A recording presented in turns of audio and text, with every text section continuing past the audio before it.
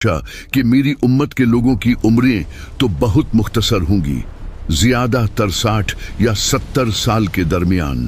اگر میری امت کے لوگ اپنی ساری زندگی بھی اللہ کی عبادت میں گزار دی، تب بھی وہ پچھلی امتوں کے لوگوں کے برابر نیکیاں اور درجات کیسے کما سکیں گے؟ پچھلے لوگوں نے تو کئی 100 سال سجدوں میں گزارے تھے۔ یہ سوچ کر آپ محمد صلی اللہ علیہ وسلم نہایت غمگین ہو گئے، کیونکہ آپ کو اپنی امت سے بے پناہ اور بے لوث محبت تھی، اور آپ دل سے چاہتے تھے کہ روز قیامت آپ کی امت نیکیوں اور درجات میں تمام امتوں سے آگے رہے۔ ایک اور مستند روایت میں آتا ہے کہ آپ محمد صلی اللہ علیہ وسلم نے اپنے جان نثار صحابہ رضی اللہ عنہ کے سامنے بنی اسرائیل کے ایک خوش نصیب شخص کا ذکر کیا، جس نے 1000 مہینے یعنی لگ بھگ 83 سال تک اللہ کی راہ میں جہاد کیا تھا اور مسلسل عبادت میں مشغول رہا تھا۔ یہ سن کر تمام صحابہ رضی اللہ عنہ بھی بہت حیران ہوئے، اور انہیں بھی رشک آیا کہ کاش ہم بھی اتنی لمبی عمر پاتے اور اپنے رب کو اتنا زیادہ راضی کر سکتے۔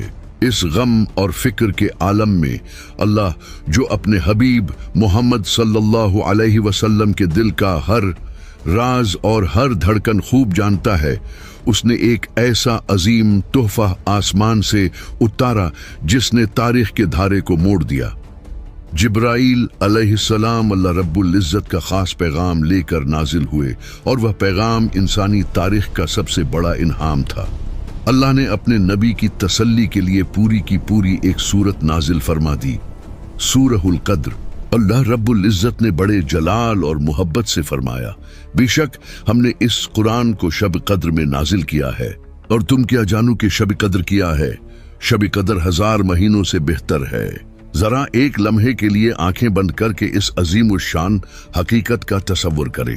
اللہ نے یہ نہیں کہا کہ یہ ایک رات 1000 مہینوں کے برابر ہے، بلکہ واضح طور پر فرمایا کہ 1000 مہینوں سے بہتر ہے۔ یعنی اگر کوئی خوش نصیب انسان اس ایک رات میں سچے دل سے جاگ کر اللہ کے حضور جھک جائے تو اسے 83 سال 4 مہینے کی مسلسل اور لگاتار عبادت سے بھی زیادہ ثواب ملتا ہے۔ وہ ایک ہی رات میں پچھلی امتوں کے سینکڑوں سال کے عبادت گزاروں سے بہت آگے نکل جاتا ہے۔ یہ اللہ کا وہ خاص کرم اور فضل تھا جو صرف اور صرف محمد صلی اللہ علیہ وسلم کے صدقے اس چھوٹی سی عمر والی امت کو نصیب ہوا۔ لیکن اس رات کی عظمت صرف یہاں ختم نہیں ہوتی۔